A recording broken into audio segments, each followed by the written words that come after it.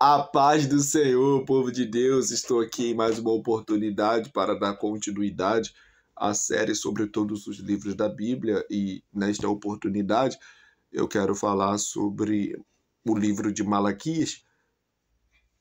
Na outra gravação que eu fiz, eu falei sobre o livro de Zacarias e nesta gravação eu falarei sobre o livro de Malaquias. Malaquias, que significa mensageiro de Deus. Malaquias é um profeta que atuou no período de Esdras e Neemias, após a reconstrução do templo. Ageu e Zacarias são profetas pós-exílio babilônico. Sabemos muito bem que o povo de Israel foi levado para o exílio babilônico depois que Jeremias tinha profetizado que Israel seria levado para o exílio babilônico por ter se dividido na época de Roboão e Jeroboão em um reinado que, obviamente, foi um reinado de divisão e que, por causa do relaxamento espiritual, eles viveram um declínio espiritual, moral, ético, social, bélico, financeiro e entre outros aspectos. Por causa disto, Malaquias está atuando no período em que Esdras e Neemias está chamando o povo ao reavivamento espiritual, reconstruindo o templo e fazendo com que as pessoas que estão disponíveis para poder fazer a obra de Deus façam de maneira apropriada. O tema principal do livro de Malaquias é o culto a Deus, porque eles até tinham reconstruído o templo, mas precisavam lembrar do que é a realidade da reconstrução espiritual no sentido de cultuar a Deus, porque eles estavam cultuando de maneira que não era agradável. Eles estavam cultuando de uma maneira que era inaceitável. Então, Deus levanta Malaquias justamente para combater esse culto falso, esse culto profano. Malaquias é um profeta que atua em 450 a.C. Ele é o último profeta e, depois de Malaquias, temos um período interbíblico que dura cerca de 400 anos, que Deus fica sem se manifestar escrituramente, porque profeticamente houve uma determinada profeta, por nome Eude, que profetizou a respeito de João Batista. E aí, depois de Eude ter profetizado, escrituricamente não teve nenhum livro canonizado. O que é um livro canonizado? É um livro inspirado, mas no sentido de profetizar, veio João Batista, que foi um profeta do Antigo Testamento e deu prosseguimento para o desenvolvimento do Novo Testamento. Quando nos deparamos com o livro de Malaquias, estamos nos deparando com um profeta que chama o povo a cultuar de maneira agradável. E ele diz no capítulo de número 1, peso da palavra do Senhor contra Israel pelo ministério de Malaquias. Eu vos amei, diz o Senhor, Mas vós dizeis, em que nos amaste?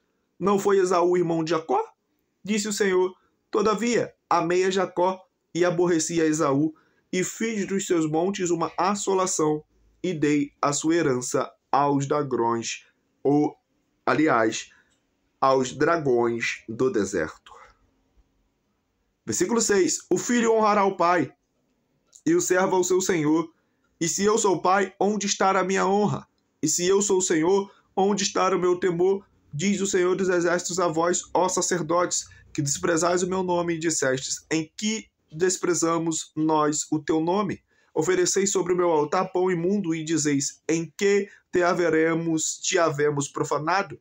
Nisto que dizeis, a mesa do Senhor é desprezível, porque quando trazeis animal cego para o sacrificardes, não faz mal, e quando ofereceis o coxo ou o enfermo, não faz mal. Ora, apresenta-o ao teu príncipe, terá ele agrado em ti?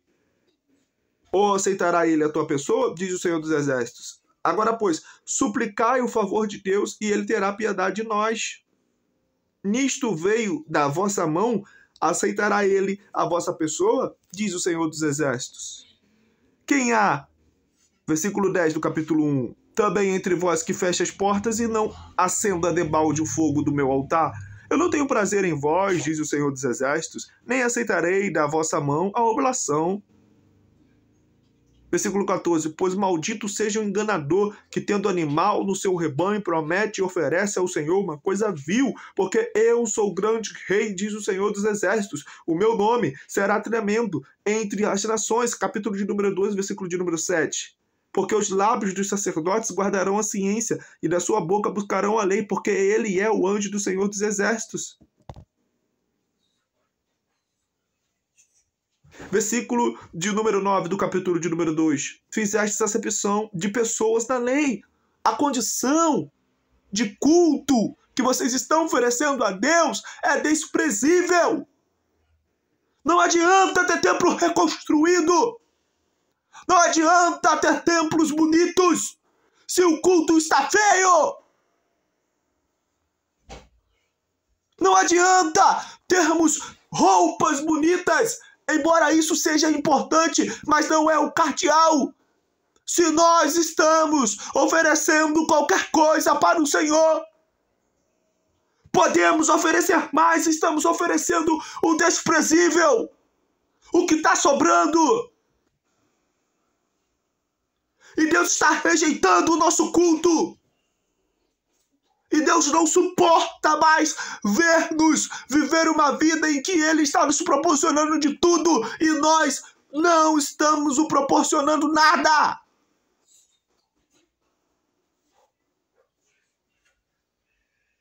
Vai ficar assim até quando? Vamos ficar assim até quando? Oferecendo para Deus, no público, aquilo que nós não desenvolvemos no oculto. Até quando? Até quando? Até quando?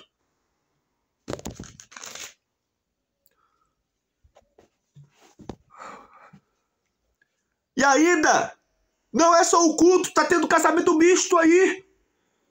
Eu ensinei sobre a verdade da palavra de Deus. Mas vocês estão caindo em um declínio moral de novo.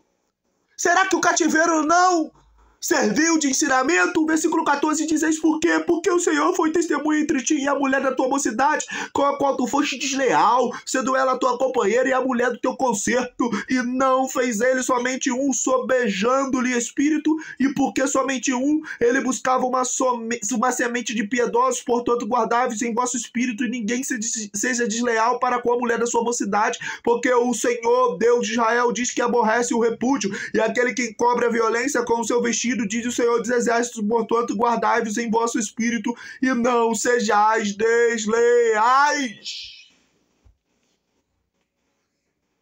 Eu não ensinei a respeito de casamento misto, de trair a esposa, de viver uma vida de prostituição, e vocês estão vivendo assim, divorciando o tempo todo. Eu repudio isso. Capítulo de número 3, versículo de número 1. Eis que eu envio o meu anjo que preparará o caminho diante de mim. E de repente virá ao seu templo o Senhor, a quem vós buscais o anjo do concerto, a quem vós desejais, eis que vem, diz o Senhor dos Exércitos. Versículo 6. Porque eu, o Senhor, não mudo, por isso vós, os filhos de Jacó, não sois consumidos. Vou enviar o meu anjo. Este anjo aqui é o próprio João Batista, que foi reconhecidamente confessado por Jesus, não somente como o maior homem que já existiu, mas como um anjo. Versículo de número 10. Trazei todos os dízimos à casa do tesouro, para que haja mantimento na minha casa.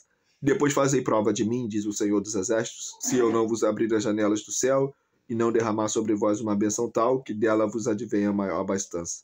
Por causa de vós, repreenderei o devorador, para que não vos consuma o fruto da terra, e a vide no campo vos não será estéril, diz o Senhor dos Exércitos.